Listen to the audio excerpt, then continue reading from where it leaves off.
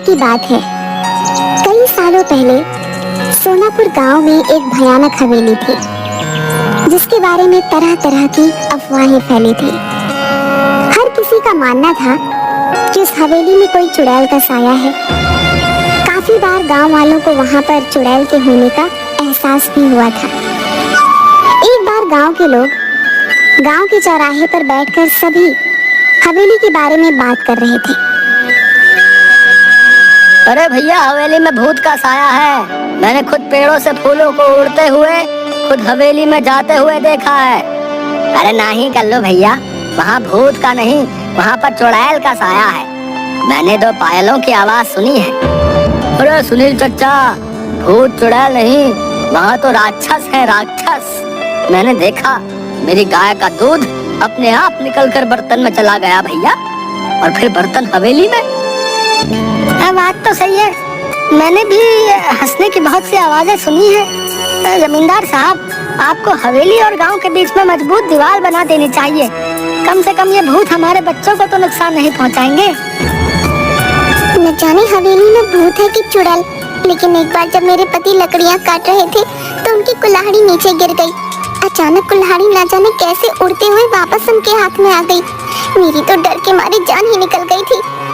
हाँ बेटिया, सच कहती हो, वहाँ कोई है जिसने हमारी सहायता की। मेरी पोती तालाब में डूब गई थी।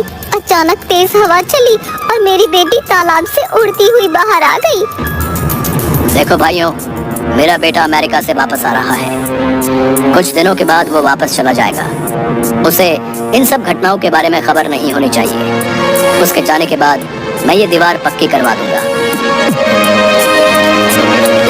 गांव के एक किसान का बेटा भीखू खाद लेने शहर जा रहा था। रास्ता हवेली के सामने से ही गुजरता। जब वह हवेली के आगे से डरता हुआ पहुंचा तो उसने देखा एक सुंदर सी लड़की उसके सामने आकर खड़ी हो गई। तुम कौन हो और यहाँ क्या कर रही हो? तुम्हें नहीं पता ये हवेली भूतिया है, यहाँ रहना खतरे से खाली नहीं। मेरा नाम किरण है, मैं तो यहीं रहती हूँ। हम यहाँ आते जाते हैं, भूत तो नहीं देखा हमने कभी। अच्छा, पर ये तो भूतिया हवेली है, पर लोग कहते हैं यहाँ भयंकर चुड़ैलें रहती हैं। ये सब सुनकर भीखू मन ही मन डरने लगा। उसके दिमाग में यही चल रहा था कि जो कुछ भी आज तक उसने सुना वो सच है या झूठ। तभी किरण बोली, तुम्हें पता है मैं हवेली में ही रहती हूँ। अब ये क्या कह रही हो? पूरा गांव जानता है कि इस हवेली में भूत चुड़ैल रहती है। तुम चुड़ैल भूत जैसी चीजों पर विश्वास रखते हो? मैं फालतू में ही इतना सोच रहा हूँ। ये लड़की होकर भी नहीं डर रही। ये भूत चुड़ैल मन का वहम है, ये सच्चाई थोड़ी ना है। आओ तुम्हें मैं अपने बाकी लोगों से मिलवाती हूँ, इससे तुम्हारा डर हमेशा के लिए खत्म हो जाएगा। भीखू किरण के पीछे पीछे चलने लगा कि अचानक उसे जोर का धक्का लगा और वह हवेली की पहाड़ी से नीचे गिर गया। गांव वाले तुरंत दौड़ते हुए भीखू के पास आए और पूछने लगे क्या हुआ। तभी भीखू के मुंह से बस ये शब्द निकले, हवेली, लड़की, किरण, हवेली।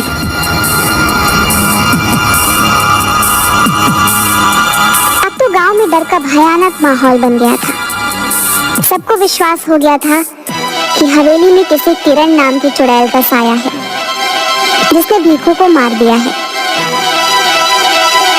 इस घटना के अगले दिन ही जमींदार साहब का बेटा राजेश अपने दोस्त मयंक के साथ गांव आ रहा होता है।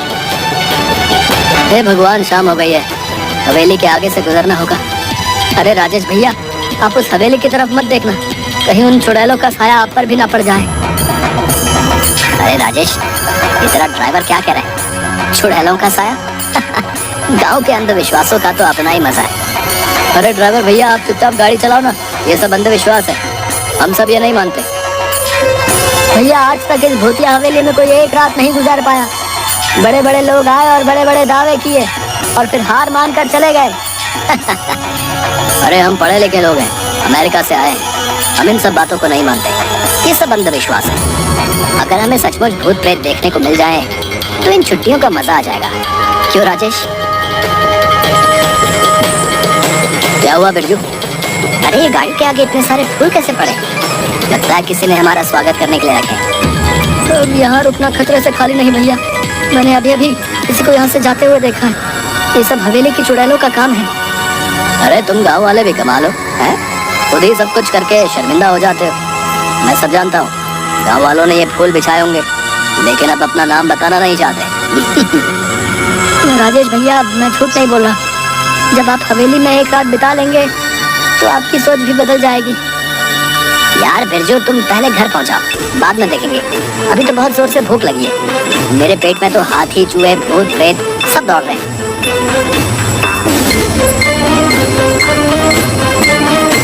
कुछ ही देर में दोनों दोस्त घर पहुंच जाते हैं और आराम से सो जाते हैं। अगले दिन जब वह गांव घूमने जाते हैं तो फिर गांव वाले उन्हें हवेली के पास जाने से मना करते हैं। आखिरकार गांव वालों की सोच को बदलने के लिए राजेश और मयंक उस हवेली में एक रात बिताने का फैसला करते हैं। ये मैं क्या सुन रहा हूँ राजेश? तुम हवेली में जाना चाहते हो? अरे तुम्हारा दिमाग तो ठीक है। मैं तुम्हें कभी इसकी आज्ञा नहीं दूंगा। पिताजी हम अमेरिका से पढ़कर आए हैं। हम ऐसे अंधविश्वासों को नहीं मानते। वैसे भी वो हवेली बहुत पुरानी है। हम उसे हेरिटेज होटल बनाना चाहते हैं। करोड़ों की प्रॉपर्टी है। अरे चाचा जी, हो सकता है इस हवेली में कुछ लोगों ने कब्जा करने के लिए इस तरह की अफवाहें उड़ाई हों। हम हमेशा के लिए इन सब का समाधान कर देंगे। ठीक है, अगर तुम लोग नहीं मानते तो जाओ, लेकिन अपने साथ 2 गार्ड, बंदूक और सुरक्षा का सारा सामान साथ ले जाओ।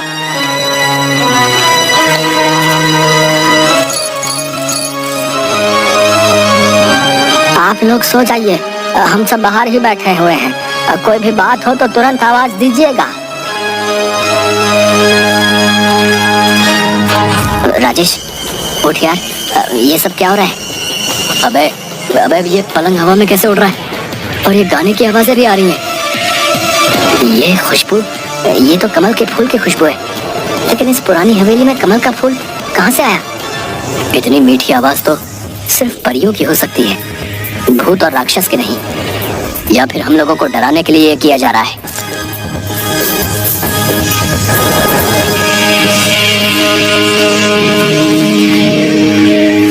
क्या तुमने वही देखा जो मैं देख रहा हूँ?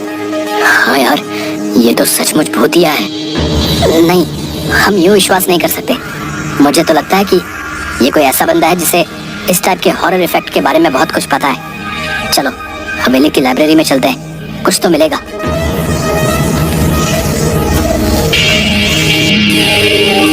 ये किताब दूसरी दुनिया की परियों की है, जो कभी कभी उस दुनिया से इस दुनिया में घूमने आया करती थी। 150 साल पहले ये हवेली उन्हीं परियों का अतिथि गृह हुआ करता था, जहाँ पर वे अपना समय बिताने आया करती थी।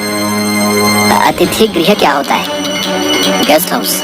यानी कि हम लोग एक परियों के गेस्ट हाउस में हैं। वाह भाई, ये तो कमाल हो गया। मेरा ख्याल है हमें बिना आवाज किए चुपचाप देखना चाहिए कि असलियत क्या है, क्योंकि अभी तक हमें परियां नजर नहीं आई है।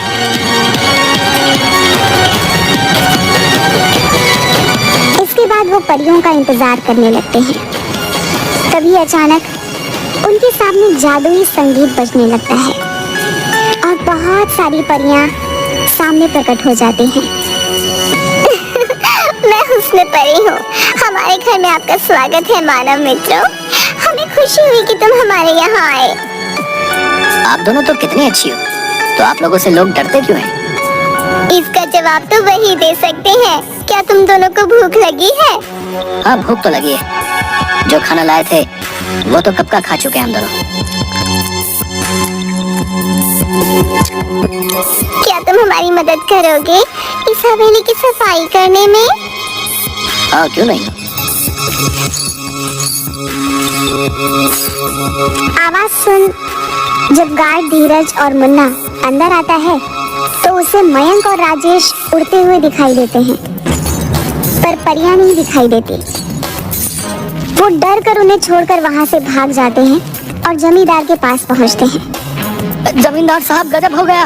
लगता है राजेश भैया और उनके दोस्त को भूतों ने अपने कब्जे में कर लिया। वो दोनों हवा में उड़ रहे थे। हे भगवान, अब क्या होगा? मेरे बच्चों को प्रेतों ने अपने कब्जे में लिया है। भूतों ने नहीं, चुड़ैल ने किया है। क्योंकि वहाँ से लड़कियों की आवाजें आ रही थी, वो गाना भी गा रही थी। हमने पायलों की आवाज भी सुनी। सभी गांव वाले बुरी तरीके से डर जाते हैं। मयंक और राजेश अगले दिन जैसे ही सूरज उगता है, उन दोनों परियों को अलविदा कहते हैं। हम पर विश्वास करने के लिए धन्यवाद राजेश और मयंक, लेकिन गांव वाले हम पर भरोसा नहीं करते। इस हवेली से हमारी यादें जुड़ी हैं, इसलिए जब भी मन करता है तो कुछ वक्त बिताने हम यहाँ आ जाते हैं। लेकिन भीखू पर हमला तो सुबह हुआ था। मैं यही बताना चाहती हूँ, भीखू पर हमला हमने नहीं किया। हम तो सिर्फ गांव वालों को शहर से भागकर आए हुए तस्करों से बचाने की कोशिश कर रहे थे, जो सुबह के समय इस हवेली में छुपे रहते हैं और रात को तस्करी के लिए निकल जाते हैं। परियां राजेश और मयंक को बताती हैं, उस दिन जिस दिन पहाड़ी से गिरकर मर गया, उस दिन परी उसकी रक्षा कर रही थी, लेकिन सिर्फ भीखू को ही दिखाई दे रही थी। जब तस्करों ने भीखू को हवेली की तरफ आते हुए देखा तो उन्होंने उसे पीछे से धक्का दे दिया ताकि उनका रहस्य किसी और को न पता चल जाए। तो क्या तस्कर आपको नहीं देख सकते? नहीं, हमें सिर्फ वही देख सकता है जिसके आगे हम अपने आप को खुद दिखाना चाहें। हमने गांव वालों को तस्करों के बारे में बताने की काफी कोशिश की, लेकिन डरपोक गांव वाले हवेली में नहीं आए। आपको परेशान होने की कोई जरूरत नहीं है। आपने हमारे गांव की रक्षा के लिए इतने सालों तक हमारा साथ दिया है। आपकी सच्चाई हम सभी गांव वालों को बताएंगे और हम सभी गांव वालों के साथ अगले हफ्ते दीपावली मनाने यहाँ आएंगे।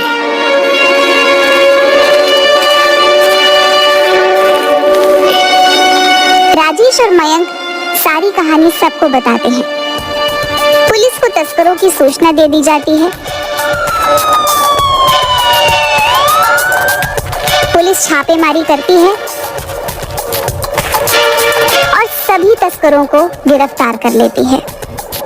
अरे आज तुम सब लोग हत्या चढ़े हो।